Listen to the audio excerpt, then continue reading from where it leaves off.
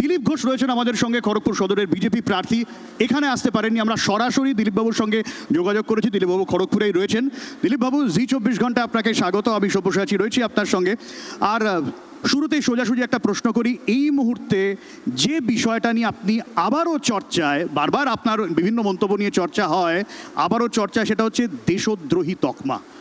এসআইআরে যাদের নাম বাদ গেছে এরকম অভিযোগ করছে বিরোধীরা, আপনি তাদের দেশদ্রোহী বললেন কেন? আমি কবে দেশদ্রোহী বলবো? যারা ওপার বাংলা থেকে এসছে এখানে বম বন্দুক নিয়ে আর টেরোরিজম করছে, দাঙ্গা বাঁধাচ্ছে, তারা দেশের শত্রু।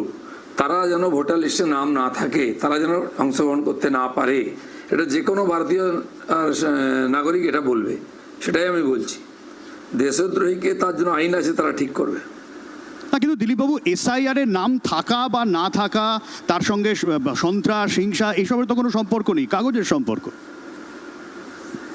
যারা এখানে সন্ত্রাস করছে তারা ওপার থেকে আসা বেশিরভাগই, তাদেরকে জোর করে ভোটার লিস্টে ঢুকিয়ে দেওয়া হয়েছে, আর তারাই হিংসা করছে এখানে। তাদের নাম কাটা যাচ্ছে বলে টিএমসি লোকেরা চেঁচাচ্ছে। তাদের জন্য তো মায়া কেন? আগে বলা হচ্ছিল যে সংখ্যালঘুদের নাম বেশি বাদ দেওয়া হয়েছে, এখন আবার উল্টো তথ্য সামনে আসছে, হিন্দুদের নাম বেশি বাদ দেওয়া হয়েছে। তার মানে কোনোটাই ঠিক নয়। যারা বলেছিল সংখ্যালঘুদের নাম বাদ বেশি, ওরা তথ্য দিক। আমরা বলছি সব জায়গায় সমান বাদ গেছে। আমি খড়গপুরে বসে আছি, এখানে ৬২,০০০ নাম বাদ গেছে প্রথম থেকে শেষ পর্যন্ত, আরও যেতে পারে। ভোটার নেমে গেছে কোথায়? ১,৮০,০০০ ছিল বলে ২,৪০,০০০। তো হয়েছে সব জায়গায়। যেখানে বাইরের লোক বেশি থাকে, ২ জায়গায় ভোটার থাকে। এখানে অন্ধ্র বাংলা, বিহার বাংলা, উড়িষ্যা বাংলা, উত্তরপ্রদেশ বাংলা, এরকম ভোটার ছিল, তারা এক জায়গায় কেটে দিয়েছে। তার কিছু অবাঞ্ছিত লোক ছিল, তারও কেটে গেছে। তো এরকম যেগুলো মিক্সড এলাকা আছে, কলকাতা আশেপাশে বর্ডারে, এখানে বেশি হয়েছে, এটা পরিষ্কার। যত চেষ্টা, যত চঞ্চল্য গঙ্গার ওপাশে কেন? আর জিতেছে টিএমসি ওখানেই, তাই হেরে যাওয়ার ভয় চিৎকার করছে। দিলীপবাবু, একটা অভিযোগ সামনে আসছে তৃণমূল কংগ্রেসের তরফ থেকে বিশেষ করে, যে ভিন রাজ্যের ভোটারদের ঢোকানো হচ্ছে। আর আপনি যেখানে খড়গপুর আপনার বিধানসভা কেন্দ্র, সেখানে প্রচুর অবাঙালি মানুষ, দক্ষিণ ভারতীয়, উত্তর ভারতীয়, তারা সেখানকার ভোটার। সেই জায়গায় দাঁড়িয়ে এরকম অভিযোগ আছে, সেইখানে বাইরের ভোটার ঢুকিয়ে ফর্ম 6-এর মাধ্যমে ভোট জেতার একটা মরিয়া চেষ্টা। বাইরের লোক হলেও সে যদি এক জায়গায় ভোটার হয়েছে, খড়গপুরে ভোটার হতে পারে, সে কলকাতায় হতে পারে, দেশে যে কোনো এক জায়গায় ভোটার হবে। এখানে যারা 2 জায়গায় ভোটার ছিল, তাদের এক জায়গায় কেটে গেছে। খড়গপুরে যদি ৬২,০০০ নাম বাজায়, আমার অসুবিধা না হয়, মমতা ব্যানার্জির ৪৫,০০০ নাম কেন কষ্ট হচ্ছে?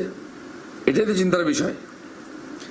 আপনার কি মনে হয় আদৌ যে এসআইআরটা ভোটে কোনো এফেক্ট ফেলবে, নাকি ভোট হবে ইস্যু ভিত্তিক ভোট হবে, অ্যান্টি ইনকামবেন্সি ভোট হবে?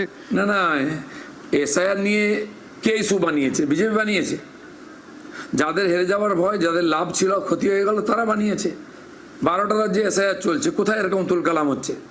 যেখানে সরকার হেরে যাবে তাদের তুলকালাম হচ্ছে। দিলীপবাবু, অঙ্কটা গোলমেলে ঠেকছে এই কারণে, হ্যাঁ এটা ঠিক যে প্রচুর মৃত ভোটার, স্থানান্তরিত ভোটার, তাদের নাম বাদ গিয়েছে, কিন্তু এই কনফিডেন্স তো আপনাদের বা তৃণমূলের কারোই থাকা উচিত নয় যে আমার ভোটারের নাম বাদ গেছে।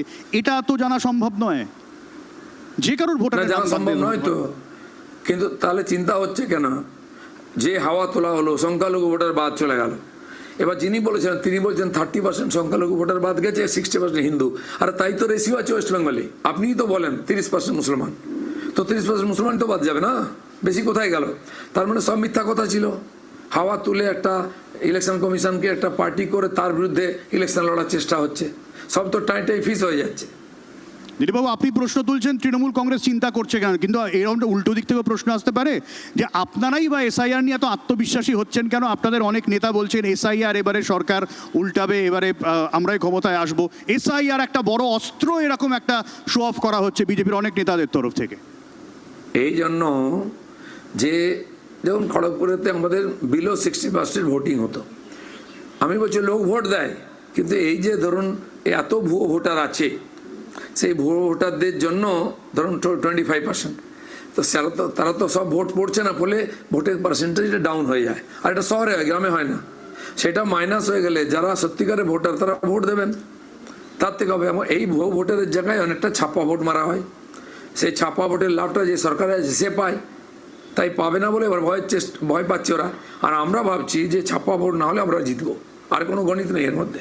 একেবারে সেন্ট্রাল ফোর্স ভীষণভাবে অ্যাক্টিভ হয়ে যাবে, কোনো ছাপ্পা ভোট হবে না, হিংসা হবে না, এই গ্যারান্টি দিচ্ছে কে? গ্যারান্টি বলে কিছু নেই। আমরা বারবার কমপ্লেন করেছি, সেগুলো শুনেছে নির্বাচন কমিশন, সেগুলো সংশোধন করছে। এবং শুনতে পাচ্ছি, আমি জানি না এখনো, যে যারা পোলিং এজেন্ট থাকেন তারা ভেতরে বসবেন না বাইরে বসবেন। তারাও তো কলকাঠি নাড়েন, সেখানে ভিতরে বসে ক্যামেরা থাকবে, পুলিশ ভিতরে থাকবে না বাইরে থাকবে, এই পুলিশ তো ভোট করায়। তো সেই জন্য একটা সম্ভাবনা হচ্ছে যে ছাপ্পাটা কম হবে, আর ছাপ্পা কম হলে ঠিকঠাক রেজাল্ট হবে। কিন্তু তৃণমূল কংগ্রেস তো বলছে এবারে ছাপ্পা টাপ্পা ওসব কিছু নয়, বিজেপি যা করবে ইভিএম এ করবে। মমতা বন্দ্যোপাধ্যায় অভিযোগ করেছেন ইভিএম এর উপর নজর রাখুন এবং ভিন রাজ্যের ভোটার ঢুকিয়ে ভোট দখলের চেষ্টা। মানে খেলাটা এবারে হবে অন্য রকম ভাবে খেলবেন আপনারা, যেখানে মাঠে খেলা হবে না, খেলা হবে ইভিএম এ বা না, যদি ওনারা এত কনফিডেন্ট তাহলে ভয় পাচ্ছেন কেন? এসআইআর করতে দেবো না, এটা তো দেশদ্রোহিতা। দেশের সাংবিধানিক ব্যবস্থার মধ্যে করতে দেবো না, পার্লামেন্টে বিল পাস হয়ে আইন হয়ে গেল, আমরা মানবো না, এটার মানে কি হয়? তো এসআইআর বিরোধী তো উনি শুরু করেছেন, করতে দেবেন না, কর্মচারী দেবেন না, অফিসার দেবেন না, বাইরের থেকে আর জুডিশিয়াল ম্যাজিস্ট্রেট আনতে হচ্ছে, এবং ইউনিয়ন বানিয়ে রাতারাতি সেই কর্মচারীদেরকে ঘেরাও করানো হচ্ছে ইলেকশন অফিসকে। তারা বন্ধ করে দিচ্ছে কাজ করবো না, বেশি কাজ হয়ে যাচ্ছে, কম্পিউটারে ভুলভাল এন্ট্রি করেছে, তার ফলে এই গণ্ডগোলগুলো হয়েছে। যারা জেনুইন ভোটার হওয়া সত্ত্বেও নাম ওঠেনি, তার পুরো দায়িত্বটা মমতা ব্যানার্জি এবং তার কর্মচারীদের ইচ্ছা করে করিয়েছে। দিলীপবাবু, একটু আপনার কথায় আসি। আমি গত লোকসভা ভোট বা তারও আগে থেকে যদি ধরি, দেখুন মানুষ তো সব দেখতে পাচ্ছে, খবর হচ্ছে। আপনি যদি বলি রাজনৈতিকভাবে অনেকবার ক্ষতবিক্ষত হয়েছেন, আপনি মানুন বা না মানুন, এটা প্রকাশ্যে এসেছে। দলের মধ্যে একটা অভ্যন্তরীণ দ্বন্দ্ব এই নিয়ে চর্চা হয়েছে, তরজা হয়েছে। সেই জায়গায় দাঁড়িয়ে আপনি আপনার জায়গায় আবারও প্রার্থী। আগের যে সমস্ত দলীয় যে অভ্যন্তরীণ বিষয়, কোনো রকম কোনো এফেক্ট ফেলবে বলে মনে হয়? দেখুন, রাজনীতিতে বাইরে বিরোধীরা মারবে, আমার গাড়ি ভেঙেছে, আমাকে মেরেছে, ক্ষতবিক্ষত হয়েছে, রাজনীতির ভেতরেও চলতে থাকে, এটাই রাজনীতি। এটা মেনে নিয়ে রাজনীতি করতে হবে। তা করে আমি এগিয়েছি, এখানে দাঁড়িয়ে আছি আপনাদের সামনে। ভবিষ্যৎ কি হবে সেটা ভবিষ্যৎ বলবে, দেখা যাক, লড়ছি আমি। না, আপনি রাজনীতিতে বিপক্ষের সঙ্গে লড়াই করলেন, কিন্তু ঘরের মধ্যে যদি লড়াই হয় সেটা অস্বস্তিকর নয়? মমতা ব্যানার্জিকে ঘরের মধ্যে লড়াই করতে হয়নি, কোন নেতাকে করতে হয়নি? ঘরে বাইরে লড়াই করে আপনাকে এগোতে হবে। যে পারে সে টিকে যায়, নাহলে হারিয়ে যায়। আপনার মনে হয় সেই লড়াইটা শেষ হয়েছে এবং এই ভোট এক কাট্টা হয়ে একেবারে লড়াই?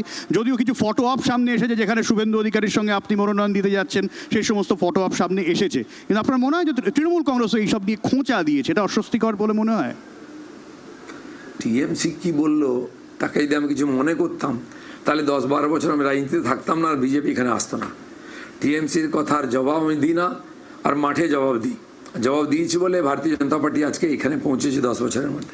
আমরা যারা বাজারে ঘুরছি, যখন কোনো বিজেপি প্রার্থীকে বিধায়ককে জিজ্ঞেস করছি যে এই কাজটা হয়নি কেন, ওই কাজটা হয়নি কেন, তাদের একটা খুব পেটেন্ট জবাব আছে যে রাজ্যটা কার হাতে, রাজ্য সরকারের দায়িত্ব ছিল। আমরা বলেছি রাজ্য করেনি। আপনার কি মনে হয় না এটা খুব ক্লিশে অজুহাত? না, দেখুন, এখানে ডেভেলপমেন্টের দায়িত্ব কার আছে? রাজ্যেরই আছে। কেন্দ্র যে টাকা পাঠায় সেটা তো আমাদের ডাইরেক্ট দেয় না, সে তো রাজ্যকে দেয়, আর রাজ্য তার বিভিন্ন ইউনিটের মাধ্যমে সে কাজটা করে। দায় তাদেরকে নিতে হবে। তো বরঞ্চ আমি রেকর্ড দেবো, আমি যখন এমএলএ ছিলাম টাকা খরচা করতে এসেছি, আর এখন যিনি আমার প্রতিপক্ষ, তিনি এখানে চেয়ারম্যান ছিলেন, তিনি ডিএমকে চিঠি লিখলেন যে এমএলএ টাকা আমাদের লাগবে না। দিলীপবাবু, 77 থেকে তারপরে সময় বদলেছে, 21-এর পর আপনাদের দলের অনেকে দল বদল করেছেন। এই জায়গায় দাঁড়িয়ে আপনার কি মনে হয় না, যদি মানুষ সার্বিকভাবে না চায় যে সরকার বদল হোক, বিজেপি ক্ষমতায় আসুক, ইন্ডিভিজুয়াল বিজেপির যারা প্রার্থী তাদের ক্ষেত্রে চাপ, কারণ এইটা যদি থাকে যে সরকার চাইনি, আমরা কাজ করতে পারিনি, মানুষ তো মনেই করতেই পারে যে সরকার যদি বদল না হয় আমি বিজেপির প্রার্থীকে ভোট দিয়ে কি করবে? তো কাজই করতে পারবে না, বলবে সরকার করতে দেয়নি। যে কোনো সরকার একবারে ক্ষমতায় চলে আসে এরকম হয় না।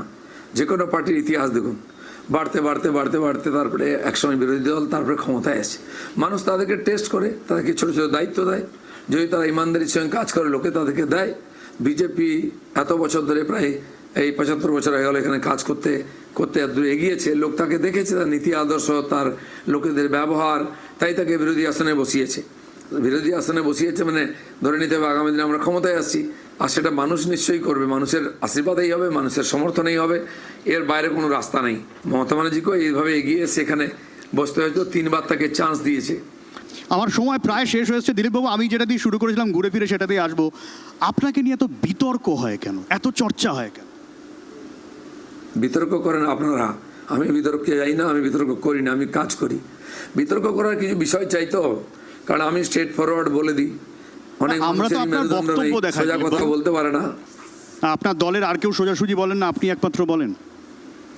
কে বলে আমি জানি না, আমি তো বলি কমপক্ষে। আচ্ছা, শেষ প্রশ্ন দিলীপবাবু, কি মনে হচ্ছে এবারে কি হতে পারে? একটাই রাস্তা আছে, বিজেপি সরকার হবে। রাস্তা তো আর একটাই, নিশ্চিত হবে হবে, কি? জেনে রাখুন, নিশ্চিত হবে। গতবারে অনেকে ভেবেছিল সরকার হয়ে যাবে, হয়নি। এবারে অনেকে ভাবছেন হবে না, কিন্তু হয়ে যাবে। আচ্ছা, 3 থেকে 77 কত সব গুণ বাড়লো, আর 77-এর ডবল করলে সরকার হয়ে যায়, 100% বাড়বে না? হয়তো কত 100% বেড়িয়েছি আমরা। তো সেই জন্য একবার লাভ দিয়ে গাঁঠে উঠে গেলে উপরে, মানে সেই ঘাটির উপরে, তারপরে চলাটা সহজ। সেই গাঁটটা আমরা পার করে দিয়েছি। অনেক ধন্যবাদ। দিলীপ ঘোষ ছিলেন আমাদের সঙ্গে। দিলীপবাবু, আপনাকে শুভেচ্ছা জানাই আসন্ন নির্বাচনের জন্য। বাংলার আওয়াজ, বাঙালির আবেগ, জি 24 ঘন্টা।